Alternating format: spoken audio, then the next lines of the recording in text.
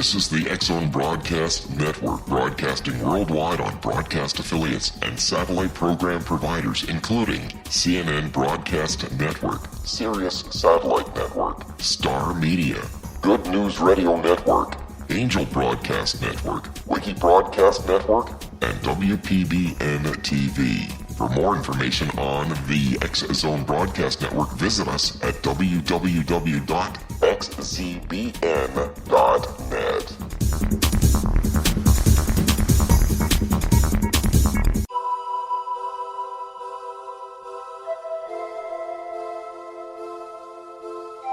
If you're a seeker, don't miss the inspiring book Shamanic Awakening, Between the Dark and the Daylight. This remarkable work chronicles shamanic counselor and indigenously trained dream decoder Sandra Cochran's 35 years of experience with diverse wisdom keepers throughout the Americas. Sandy's initiations across the British Isles, Turkey, Greece, and Egypt, combined with her knowledge of symbology, psychology, and myth, influence her dream blog and workshops. Sandy offers private readings, sacred international journeys, a meditative CD, and her book, Shamanic Awakening, to encourage you as you navigate your earth walk and create a deeper connection to yourself.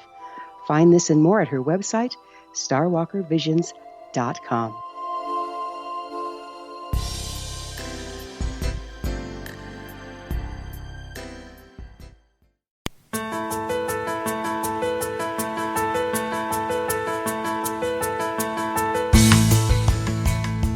Welcome, curious minds out there in Radio Land, to CC with BB, Connecting with Coincidence with Dr. Bernie Beitman, MD, and that's me. We have the only radio show in the world dedicated to the study of coincidences, synchronicity, and serendipity. We are coming to you through X-Zone Broadcast Network, located in Hamilton, Ontario, Canada, and broadcasting all over the world. I'm a psychiatrist. I help people with medications and with psychotherapy. I work with both the brain and the mind. Coincidences involve both your mind and your brain. My purpose in life is to learn, teach, help people, and have fun, all of which can happen in the study of coincidences. Synchronicity is spoken here. Coincidences alert us to the possibility of hidden causes. They alert us to the mysterious hiding in plain sight. Put the phrase connecting with coincidence in your search engine and find my book of the same name, my Psychology Today blog, website, and my several social media sites. And tell me, would you like to know how sensitive to coincidences you are? Take the Weird Coincidence Survey on my website and find yourself a number. Are you ultra-sensitive or not so sensitive? It'll give you an idea, and then maybe give you a pathway into the future regarding your relationship to coincidences. I met our super guest through a movie called Time is Art, Synchronicity and the Collective Dream. Gary Bobroff organized an excellent conference on synchronicity in the desert of California in 2014, which was part of that excellent film. He was one of the featured speakers as well. Gary is intrigued with archetypes. We will be discussing how archetypes play a role in the creation of some coincidences. First, a little history regarding what I think is a neglected archetype, and I want to see what our guest Gary Bobroff thinks of this. That history involves Wolfgang Pauli, who won the Nobel Prize for the discovery of one of the primary patterns underlying our human experience of solidity of objects, of our bodies, of the world we call real. This pattern, which I would call an archetype, has been called and is called the Pauli exclusion principle. It explains in mathematical terms how things in the world feel solid. It has something to do with half integers or integers of very tiny quantum particles.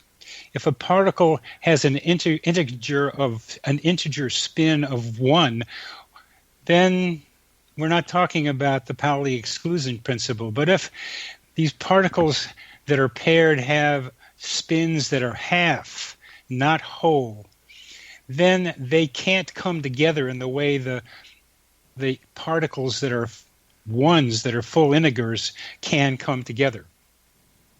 So these half integer particles are excluded from coming together from each other.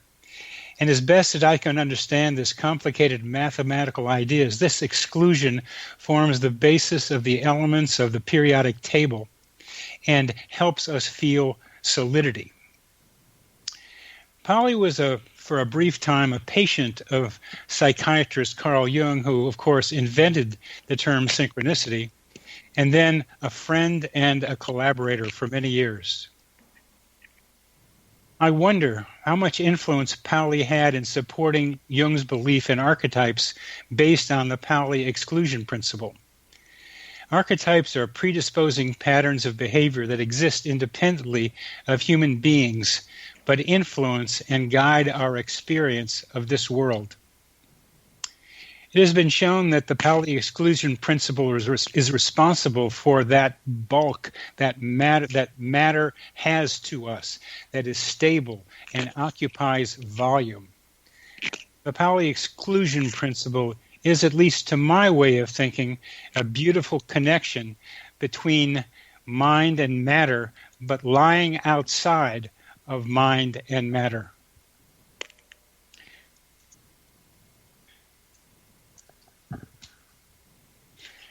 Our guest, Gary Bobroff, is an international author, speaker, and workshop leader. He has had an undergraduate degree from the University of British Columbia and a master's degree in Jungian-oriented psychology from Pacifica Graduate Institute of Santa Barbara. In 2014, he envisioned and produced the Synchronicity Matter and Psyche Symposium in Joshua Tree, California, which also featured Rupert Sheldrake, Graham Hancock, Richard Tarnas, and others. He is a developer and facilitator of the Archetypal Nature Personality Workshops. He's also the author of Crop Circles, Jung and the Reemergence of the Archetypal Feminine. His work with archetypes has led him to facilitate workshops in archetypal nature, a modern presentation of primary binary oppositions in human personality.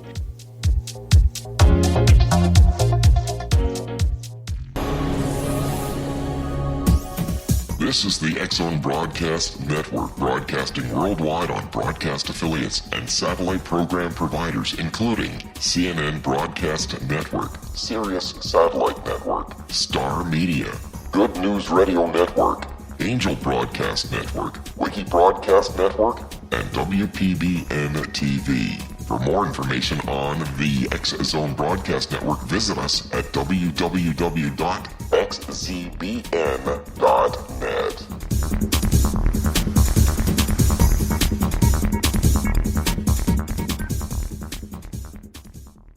How would you like to be able to read other people's minds? Well, the next best thing is here. When you know how to read a person's name, you know how the person thinks, feels, and behaves. Each letter in our name holds a key to unlock our true essence. Our name contains both our gifts and challenges in this lifetime. Mnemology science discovers personality secrets hidden in the placement of the letters of our names, including the first and last impression people remember about us. Sharon shows us how to interpret the arrangement of letters as outlined in her book, Know the Name, Know the Person. Sharon Lynn Wyeth created mnemology science after 18 years of research and testing her theories, and has supported thousands of people around the world in understanding themselves and others better. You'll enjoy Sharon's unique teachings as she shares her system to learn the gifts behind your given birth name. Even if you don't like your birth name, there are jewels in this book. If you're thinking of changing your name, ready to name your child, or wanting to get along better with others, this is the book for you. If you'd like to improve your relationships and change your life for the better, get the book today, Know the Name, Know the Person, or visit www.knowthename.com. That's www.knowthename.com.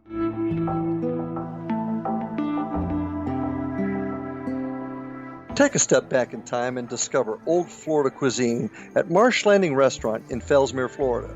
Enjoy delicacies such as frog legs, gator tail, catfish, and swamp cabbage, or enjoy the more traditional cuisine such as hand-cut Angus steaks, ribs, and seafood. Join us for breakfast with a southern flair featuring sweet potato pancakes, biscuits and gravy, and much more. Planning a party? Marsh Landing's private dining rooms can accommodate groups from 8 to 80 people. While you visit, enjoy the historic pictures, artifacts, and stories that line the walls. Marsh Landing is truly a unique experience.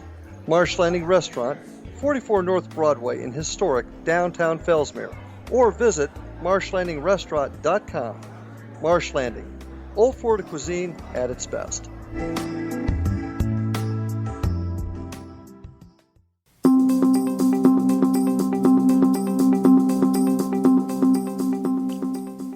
Welcome back to CC with BB, Connecting with Coincidence with Dr. Bernie Beitman. Our super guest today is Gary Bobroff, who has developed and leads seminars in archetypal nature, has written a book on crop circles, and I'm looking forward to talking with him about the relationship between archetypes and coincidences and synchronicity. Gary, welcome to the program. Glad to be here. Thank you so much for having me. You're welcome. Well, tell us first about one of your most interesting coincidences, please. Thank you. I'm happy to. Well, I've really noticed, as I'm sure a lot of your listeners will have discovered in their own lives, just how much synchronicity is happening in my life, even down to things like music synchronicities and all that, which after a certain point you don't deny that anymore. But one of the sort of classic synchronicities in my life was I was driving across the Canadian prairie, and I was pulled off for gas in a small town and was heading back towards the highway. And I came along to a woman walking along the side of the road in the same direction I was going, and I looked as I got closer, and I thought, geez, that looks like a former girlfriend of mine. And I got closer and pulled up beside her, and it was her. And turns out that she was traveling in the same direction across Canada that I was, with her sister and brother-in-law. And so she rode with me, and we got to chat and catch up. And in the course of chatting, we discovered that it was 10 years to the day that we had been moving from our hometown for university, 10 years exactly to the day, traveling in the same direction together. And here we have this synchronicity of meeting up in the middle of nowhere. So that for me was a pretty clear synchronicity. And synchronicity has so many different meanings to different people, but the primary Jungian definition has a lot to do with personal significance related to individuation or development of one's personality and psychologically. Did this have that kind of impact on you? Well, yes and no. I mean, I think one of the things is that, we're such an ego-oriented society and such a consumeristic society that people tend to interpret their synchronicities in a very shallow way. So they interpret it however it feels good for them. And that is very counter to the way that Jung would do it. When Jung was looking at a synchronicity, he would look at it with an eye for what he was not seeing, with an eye for what he was not getting, even right down to the situation. So for me, there wasn't, it was here I was with this very powerful romantic figure from my history and how important that was to me. And I think with a lot of synchronicities like that, there's a kind of a collective message which has to do with understanding that synchronicity is real and it's a part of our world, and thus you have to make the rules about the world much bigger than our rational, sort of linear-minded worldview would like to. But personally, it was the kind of thing that really I didn't get until many, many, many, many years later. And I think especially when we're younger, but for most people, there's just this desire to take a synchronicity and make it fit in the box that you want it to fit in. And again, Jung's point of view would be just the opposite.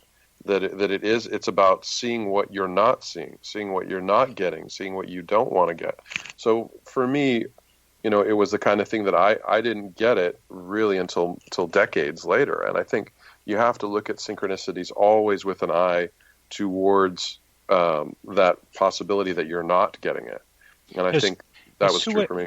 There's two underlying ideas in what I heard from you. One is making people aware that synchronicity is real, and this slammed it even home more for you. I'm sure you were sensitive to it before. And they make you, ones like this make you wonder how they work. That's the explanation meaning. Mm-hmm. They make you search in your minds and maybe into the future about how does it happen. And for you, it's such a beautiful description in that coincidence involves time and space. Time, 10 years exactly to the day, and space out there in the middle of Canadian highways for the two of you to come together. Yeah, and decades for the meaning to unfold. And that's then the other thing.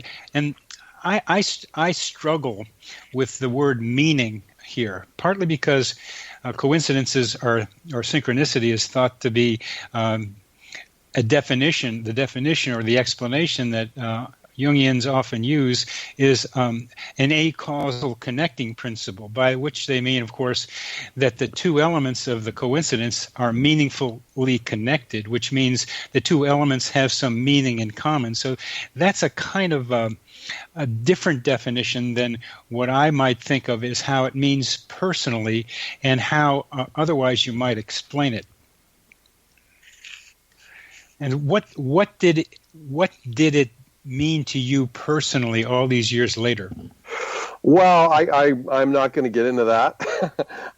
Unfortunately, that's kind of a private thing. But, I think that's the kind of process that we need to have an eye for. And like you're saying, the problem with the word meaning that comes to mind for me is that we think that we've got it figured out. And I think in many cases, that's exactly what a synchronicity isn't there to do. It isn't, some of them, you get it right away, and that's tremendous, and there's meaning. But a lot of times, it isn't something that we get right away.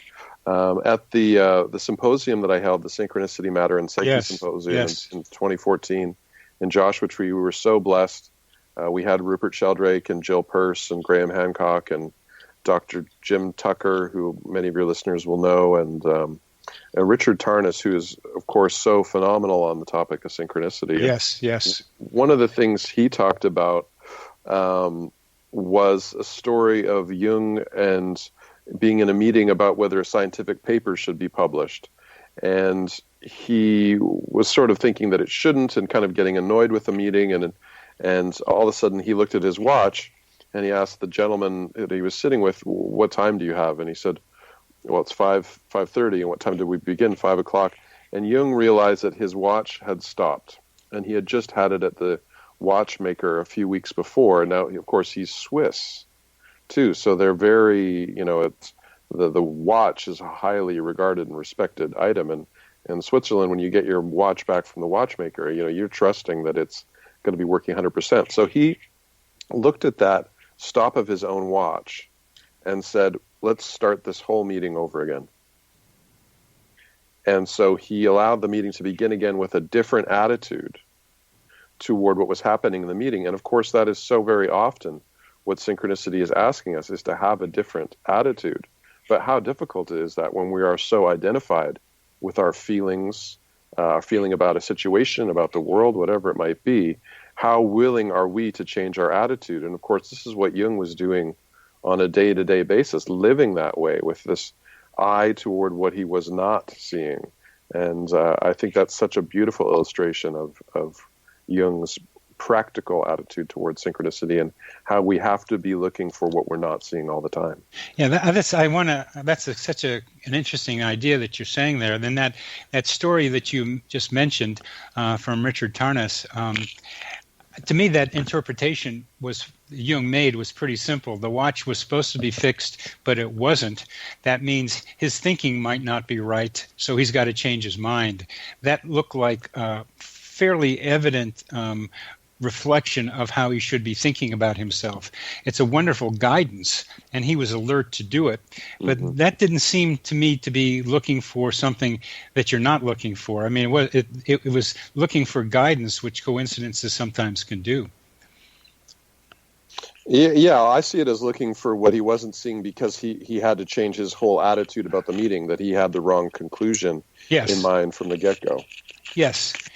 Although you can't tell me about it, the waiting decades later to come with an interpretation to see what you didn't see at that meeting on the highways. I guess you did something like that, and that took a long time. And it's amazing that you were able to keep that question going to see what it was that you weren't thinking about that you then could find that you had to think about.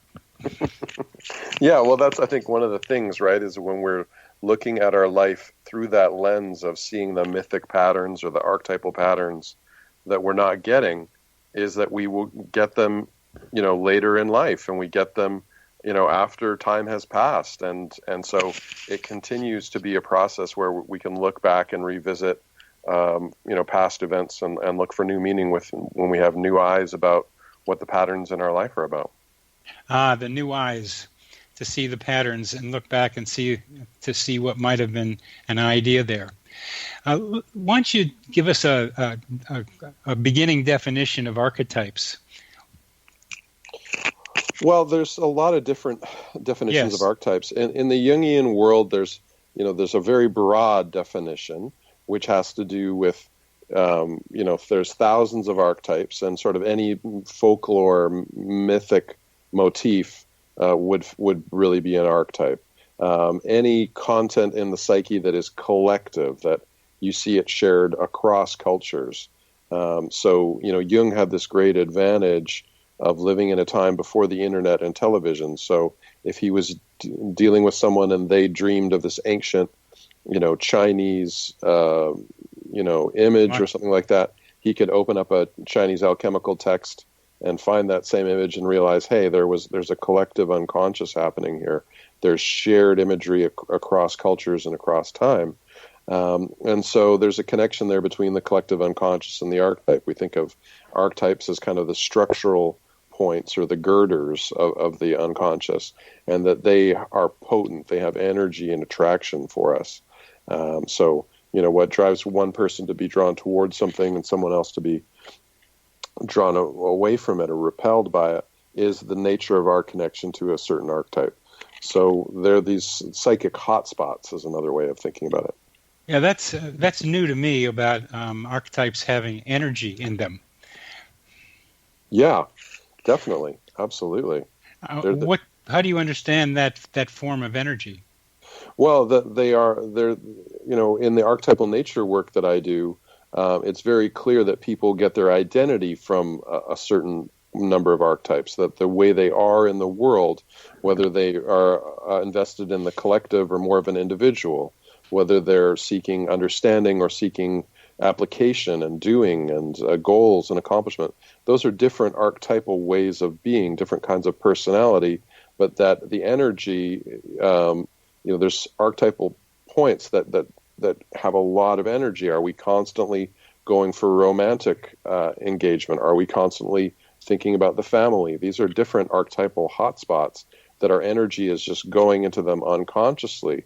You don't have to train people to be a certain way, or their energy just flows to the archetypes that are most important for them. And that's an unconscious importance. It's not something you choose. It's like a stamp that you're born into the world, and that becomes the source of our identity and fulfillment, whether that archetype is lived out in in a happy way or an unhappy way. That's very, very interesting.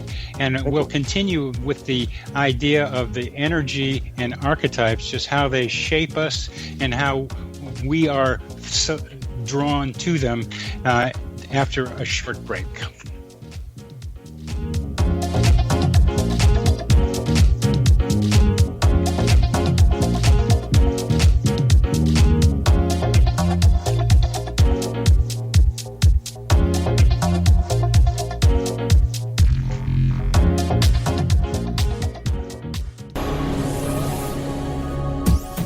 This is the X-Zone Broadcast Network, broadcasting worldwide on broadcast affiliates and satellite program providers, including CNN Broadcast Network, Sirius Satellite Network, Star Media, Good News Radio Network, Angel Broadcast Network, Wiki Broadcast Network, and WPBN TV. For more information on the X-Zone Broadcast Network, visit us at www.xzbn.net.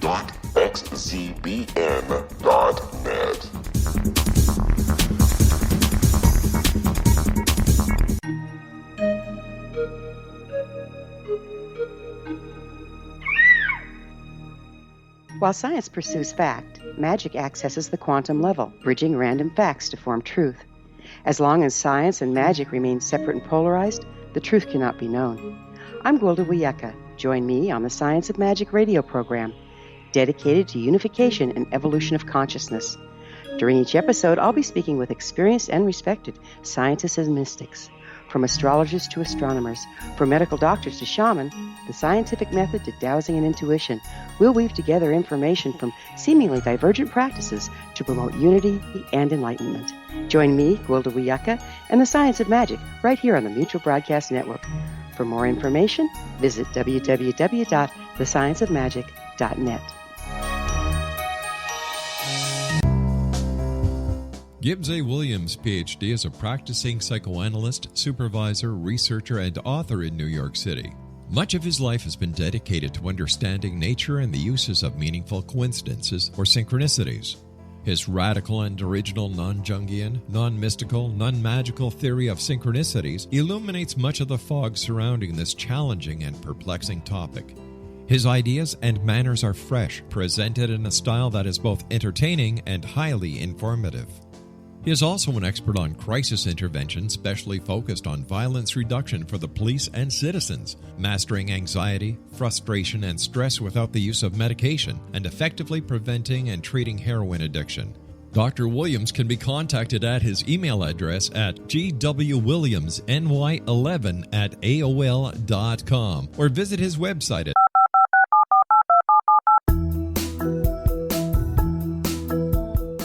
Did you know that when you're on the road with limited data or Wi-Fi, you can still listen to the X-Zone Radio Show with Rob McConnell, The Science of Magic with Gwilda Wiyaka, X-1, Dimension X, Space Patrol, and every minute of the X-Zone Broadcast Network by calling 213-401-0080, courtesy of Audio Now. No smartphone, app, or internet needed. It saves your data plan, and it's free if you have unlimited minutes. Call 213-401-0080 to listen on any phone, anytime, anywhere. Remember 213-401-0080 for the best of the paranormal, parapsychology, and sci-fi radio programming anywhere, 24/7, 365.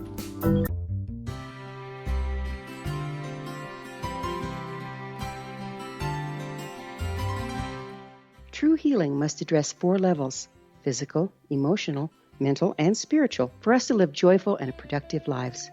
We tend to treat 3 of the 4, leaving the spiritual languishing. If you're tired of the same dysfunctional patterns cropping up in your life, Soul Balancing is for you. Trixie Phelps, owner and founder of Soul Balancing, is a naturally gifted energy healer trained in numerous esoteric forms, including shamanism. Trixie has created a powerful modality that safely and effectively clears your energetic field. A Soul Balancing session can remove interference, heal trauma, and restore your hope. Contact Trixie for a life-changing long-distance session today, www.soulbalancing.world.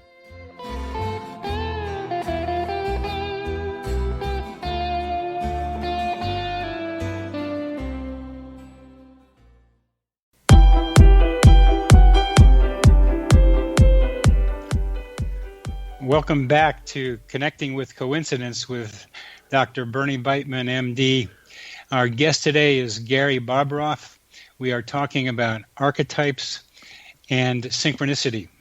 And we'll get to one of Gary's favorite ideas is the feminine and its reemergence in our society. Gary, would you also begin to talk about how archetypes and synchronicity are related to each other? Sure.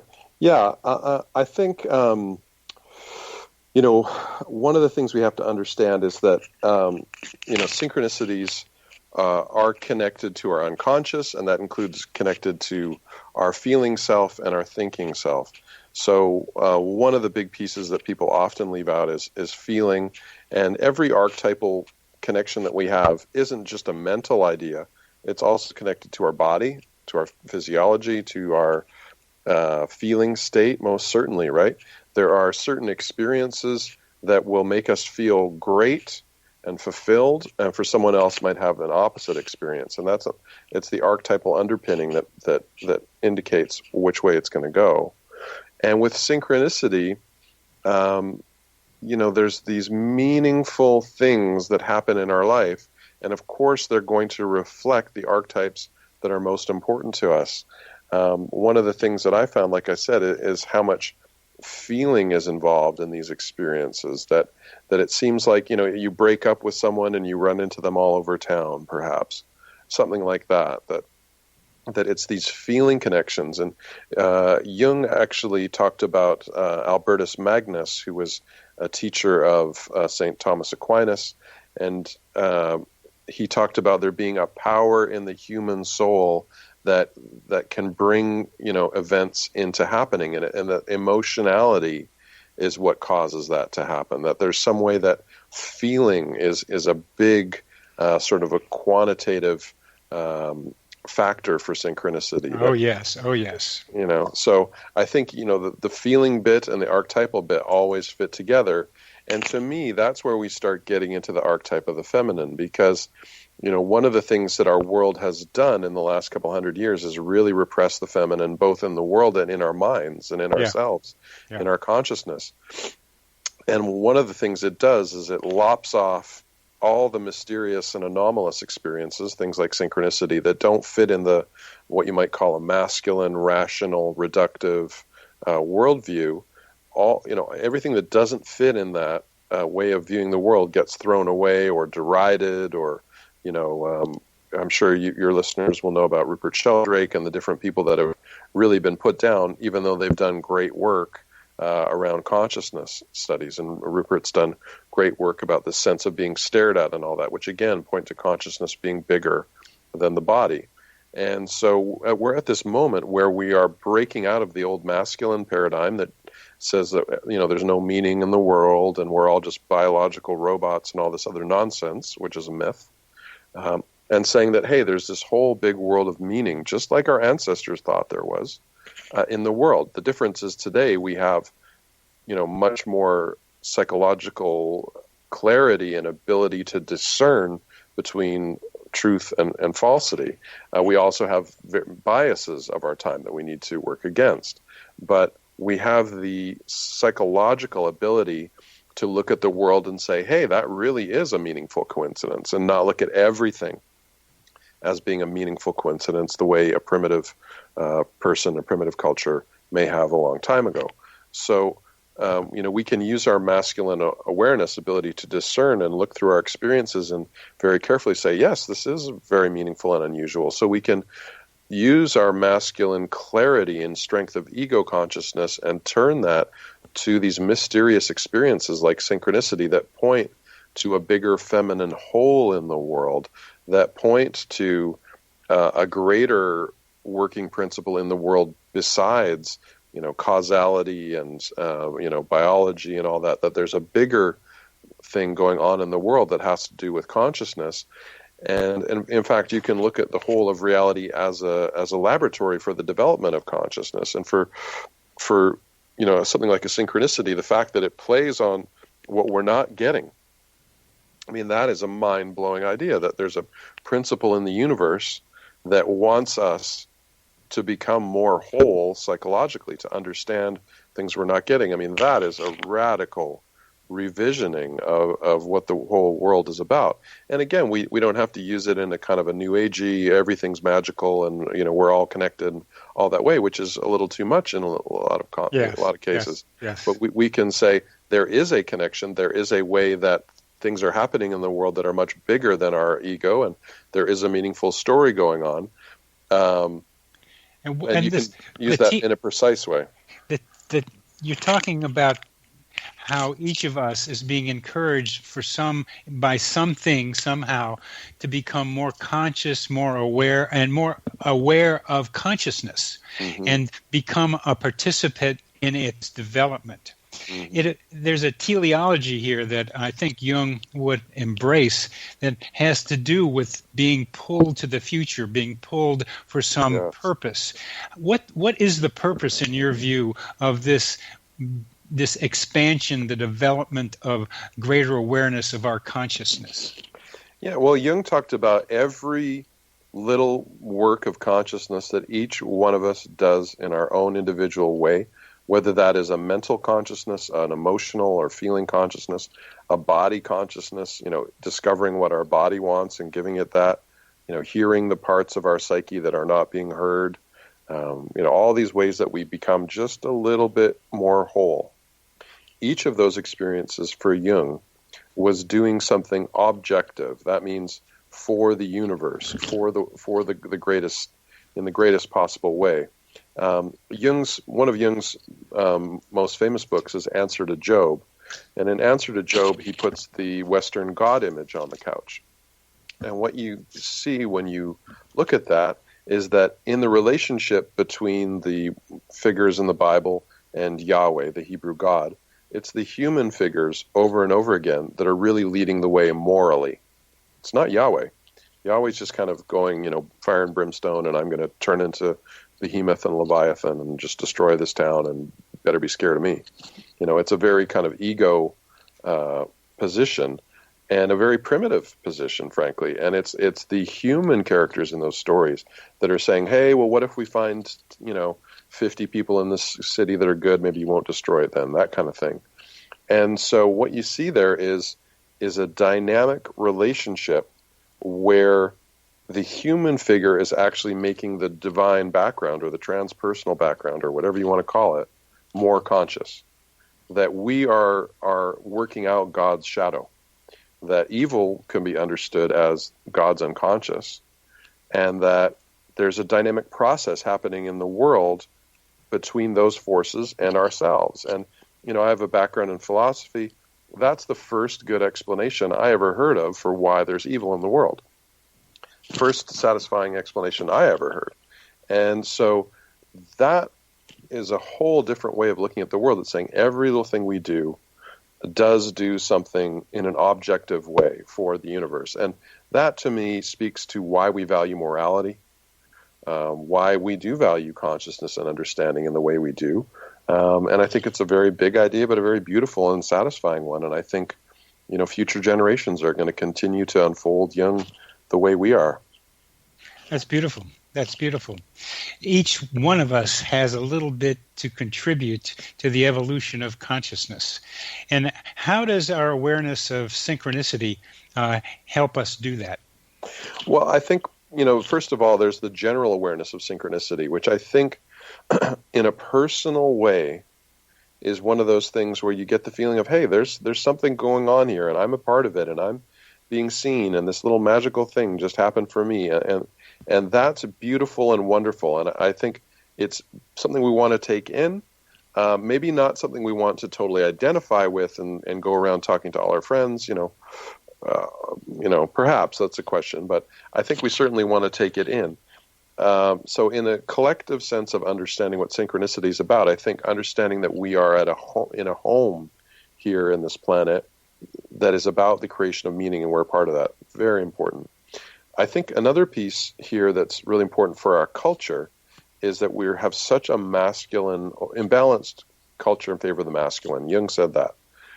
And it's clear that we deride and put down these kind of, experiences like synchronicity that might be called woo-woo or something, but they're very real and they very much happen. So we live under this masculine illusion in our time that says that all that stuff doesn't really happen and you're just imagining it. I mean, there's a great story. I'm sure you would have seen the story about Michael Shermer, who's in the radio. The skeptic on the radio, right? So have you had that story on your show? No. So Michael Shermer is kind of the Pope of skepticism. He literally debated Rupert Sheldrake, and he's the editor of Skeptic magazine, very much against all this stuff. So he married a woman from Germany. She shipped her stuff over. They had a wedding. Some of the things were in great shape after the shipping or something like that, and the radio from the grandfather didn't work. Well, on the day of the wedding, they hear music. They open a drawer. It's the grandfather's radio playing. And earlier in the day, the bride had been wishing that the grandfather could be there, and how beautiful the energy of that person in her life was. So all of a sudden on the day of, that radio comes on, and it never played again. And, it was supposedly broken, and it came on of its own accord just on the wedding day. So here we have the Pope of skepticism in the United States receiving a profound synchronicity totally based on feeling and sort of beautiful, heart-filled wedding image. And kudos to him to have the guts to put that out in Scientific American and say, hey, I've been putting this stuff down, but I had my own experience, and this is what happened. So, kudos to him for having the guts and the courage to do that. And I think you see in that what the possibility of our culture to be open to this larger story. I mean, what a radically different view of the world it would be for so many people to feel that there's a larger story constantly unfolding that values their heart connection to the people around them and to their ancestors and to the people they love. I mean, that is a completely different view. And to say that that is objectively true, not some woo-woo idea, it's the woo-woo parts of it might be real in many ways as well. But we know that there is a way that feeling and our heart bonds extend around time and space. There's so many stories of a mother knowing when the child is in danger across the world, or someone dies and that person appears in a sibling's bedroom that night. There's always that strong feeling tone with these powerful stories. And I think, that cultural message here for us is that there's something much bigger going on. Then you can get into the personal and start wrestling with it on a personal level and say, what's in it for me? But I think the cultural piece and the collective piece about what we're doing here on the planet, those are very big as well, and would be a big change for our culture to really understand that. And I think we are getting there. Knowing the feeling of someone at a distance, I put in a telepathy revisited. That was the old definition of telepathy, knowing the feeling of someone at a distance. Telepathy, at a distance, pathy, feeling. So I think telepathy and other psi things begin to contribute to our understanding of group consciousness in a way that people will experience on a regular, everyday basis, and become a way for them to become more aware of consciousness being something we're all immersed in. And as we talk about that, we will continue with talking about that in our next segment with our super guest, Gary Bobroff.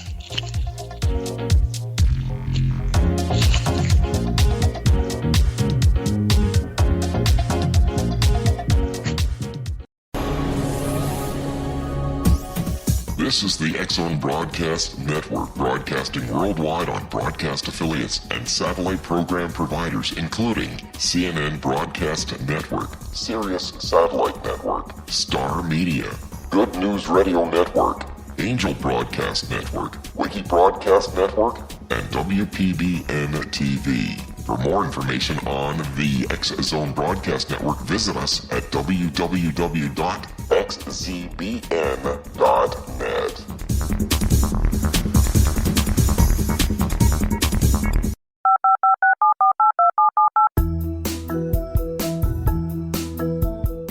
Did you know that when you're on the road with limited data or Wi-Fi, you can still listen to the X-Zone Radio Show with Rob McConnell, The Science of Magic with Gwilda Wiyaka, X-1, Dimension X, Space Patrol, and every minute of the X-Zone Broadcast Network by calling 213-401-0080, courtesy of Audio Now. No smartphone, app, or internet needed. It saves your data plan, and it's free if you have unlimited minutes. Call 213-401-0080 to listen on any phone, anytime, anywhere. Remember 213-401-0080 for the best of the paranormal, parapsychology, and sci-fi radio programming anywhere, 24/7, 365.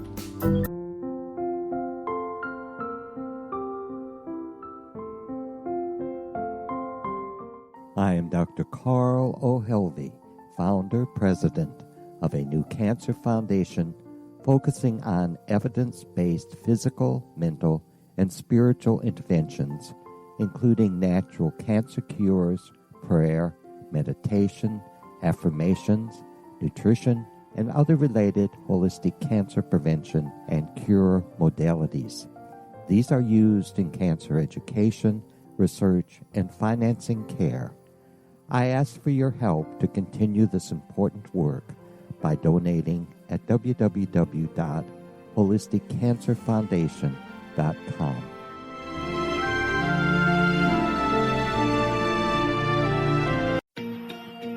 Wouldn't you love to know the secret to everything?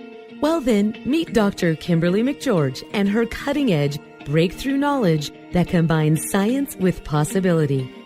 Dr. Kimberly brings real-life answers and healing to those open to alternative solutions. She teaches solution-based programs and classes that will change all areas of your life forever. Specializing in conscious creation, intuitive readings, and energy medicine, you can rapidly shift health, relationships, business, and money and abundance challenges quickly. Receive her best-selling book, Secret to Everything, at no cost by going to secrettoeverything.com/X-Zone. That's right, transformation can start now. Just go to secrettoeverything.com/X-Zone and receive Dr. Kimberly's book for free. Little children aren't the only ones afraid of the dark. Millions of soldiers return from war zones with PTSD, anger, frustration, fear, and loneliness, much of which surfaces during the darkness of the night. You have the chance to change the lives of these American heroes. Songs and Stories for Soldiers.us provides free MP3 players for these men and women. With a list of 3 million songs in 16 different styles, 100,000 audiobooks, and 30,000 old-time radio programs, every veteran can find something to soothe and comfort them at no cost. All our players contain an 8-hour audio program designed to help veterans fall asleep. With 1,500 plus vets now participating, it's our goal to deliver 10,000 audio players this year. Go to our website at songsandstoriesforsoldiers.us. Help us help a veteran make it through the night. You're listening to the X-Zone Broadcast Network, www.xzbn.net.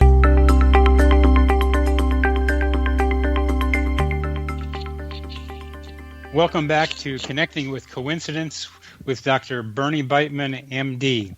Our guest today is Gary Bobroff, who is speaking wonderfully about archetypes and the evolution of human consciousness. My particular view of coincidences starts with everyday experiences. And Gary, I've been trying to catalog the number of common coincidences that people experience with an eye towards getting to some of the ways you are thinking, to talking about the way consciousness is evolving, talking about the way each of our consciousnesses can evolve. And the emphasis that you're having is using, as I understand it, using coincidences and synchronicity to be able to peer into what's beyond our everyday experience, to look beyond what we think of as ordinary reality. And at the beginning, you heard me talk about the Pauli exclusion principle.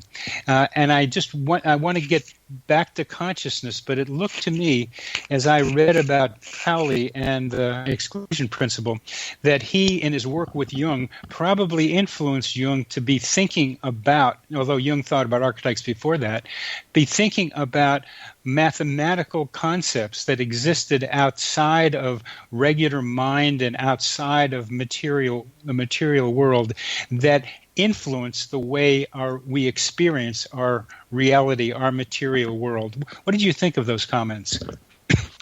Yeah, well, and what it brings to mind for me is, the Pauli effect. And, for your listeners who don't know, the Pauli effect was the fact that Pauli, despite being the most preeminent physicist of his time, when people would send their papers to Pauli for feedback, even the most famous physicists, and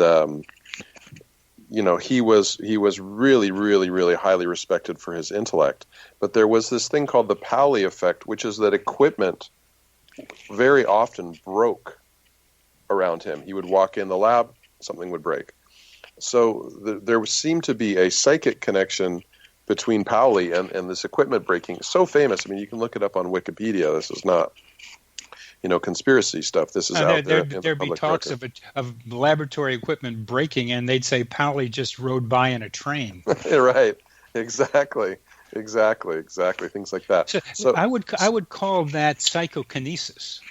Yeah, well, what it shows is that there's a connection between matter and psyche, and that's one of the key things that we're talking about here, is that the illusion of the masculine world is that matter is matter, and somehow matter magically creates this epiphenomenon called psyche.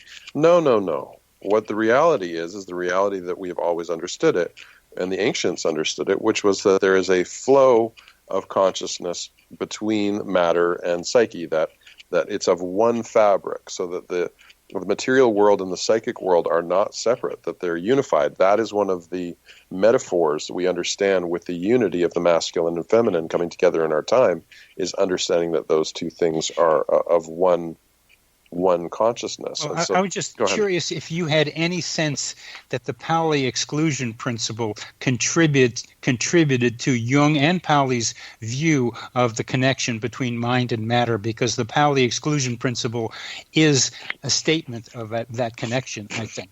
Yeah, I don't really know enough about the physics piece to be able to comment on the principle you're talking about, but certainly Jung and working with Pauli for such a long period of time, and also even knowing him, so well, and he actually may or may not. He certainly had some kind of personal relationship with Marie-Louise von Franz as well, who was Jung's right-hand woman. Yes. I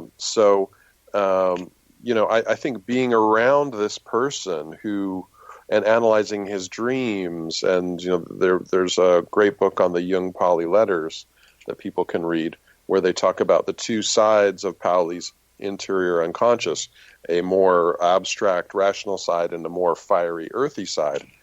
And so you have in this person a living embodiment of matter-psyche principle, both the brilliant intellect and the equipment breaking. Very good. Yeah, that's very good. That's very good. Yeah. Go ahead. What do you think of the relationship of telepathy and clairvoyance and precognition and archetypes? Yeah, well, I think for me that all fits together with the unity of matter and psyche. The idea that consciousness is just something in your brain, we're getting beyond that, and we're seeing that. If you look at Rupert Sheldrake's work, which is scientifically documented time and time again. He's good. Yeah. Yes. Your listeners can read the Sense of Being Stared At book or watch some lectures on YouTube with Rupert. But you get a sense that this is real. The idea that the consciousness extends beyond the body, that's the correct understanding. And the illusion is that it's just in the brain. And so you have, with all of those things, the unity of all those things speaks to the unity of matter and psyche, that there isn't a break, that there is, even psyche can transcend even time and space. We can have precognitive dreams, as you've said. We can get echoes from things in the past and see synchronicities happen in connection with things in the past. And so for me, it's accepting a different view of the world, that meaning is built into reality in all its forms, and that matter and psyche are of one fabric, so that, that way if I'm listening to my iPod and a tune comes up at just the right moment and it fits with, what's happening in the world or what I'm thinking in my mind, I can say, hey, look, we had a little moment there of the music reflecting the external world, and say, yes, this is the reality that we live in, where matter and psyche are reflective of one another, and that's just natural. That's so normal. what I'm getting from the way you think about coincidences and synchronicity and probably serendipity too, is that they should alert the person experiencing the coincidence that we are not just isolated brains, that our minds are not contained within our skulls, that our minds extend beyond. And that's what you ask people, our listeners, to take away from this discussion. Use coincidences to look up from your everyday life and notice the possibility that we are part of an extended greater mind that is evolving, to which you are making contributions. That's right. Very That's nice. right. Beautifully said. Thank you. You're very welcome. You're very welcome. It's a pleasure to listen to you talk, and I wanted to just hear how you have a take on it, and I seem to have summarized it fairly well. I'm a psychiatrist. I went to medical school. I take things apart. I make diagnoses. I make categories. And so I am developing a set of categories for different kinds of coincidences. And those categories have to do with not just the way they appear. And the way they appear include the standard Jungian one, thinking about something and it happens, mind and external reality match, but also ones where mind makes connections, and also ones where you get series of the same thing repeated. Gary Schwartz, who you may know, has just written a book that is all about serial coincidences, as I call them. He calls them super synchronicities. But the way I understand you is all of them should be indicators, portals for people's thinking about the greater consciousness. Yes. Yes. And you see them also as a way for us to open up to the archetypal feminine. Yes. Which you identify with as greater consciousness. There almost seems equivalent to the way you're talking. Yes, because so often that greater consciousness comes through the piece that we're missing. That piece that we're missing is so often a feminine piece, a feeling piece. Some people might be more in the feminine and going to the masculine and need the clarity and all that.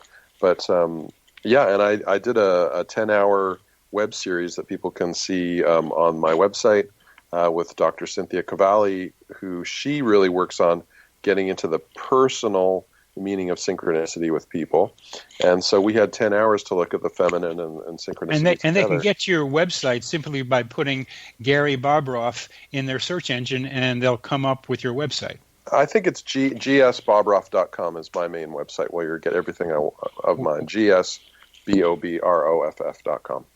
Well, that's a place to participate possibly, or in your 11 session webinar and future things coming up. What do you have coming up in the future? I'm teaching a course I do called Archetypal Nature on the 26th. The 5-part webinar series begins. You can find that through my website or through archetypalnature.com. And this Friday I'm lecturing to my local Jung chapter here in British Columbia on synchronicity and the feminine, this very topic. So. Oh, excellent. And where will that be in British Columbia? In Comox, Courtenay, BC, Comox Valley. Very good. Very good. Well, we're about to wrap up, and it's been a pleasure to hear how you think, to hear how you connect what I might call the everyday experience of coincidences, because they happen all the time, if you pay attention to them, with the greater consciousness of which we are all a part. It's a wonderfully simple algorithm that you're asking the rest of humanity to pay attention to, and you say it so clearly and so explicitly, and you're in such a nice, simple, clear way that you get around to saying what we need to be doing here on this planet with using coincidences, synchronicity to do that. Thank you. Thank you so much for having me. It's a real pleasure to be here, and good luck with all of your important work, and I hope your listeners will follow you and support you and get involved with what you're offering for them. Thank you very, very much for being on the program, Gary. Goodbye from Connecting with Coincidence. It's been a pleasure having Gary with us. Goodbye.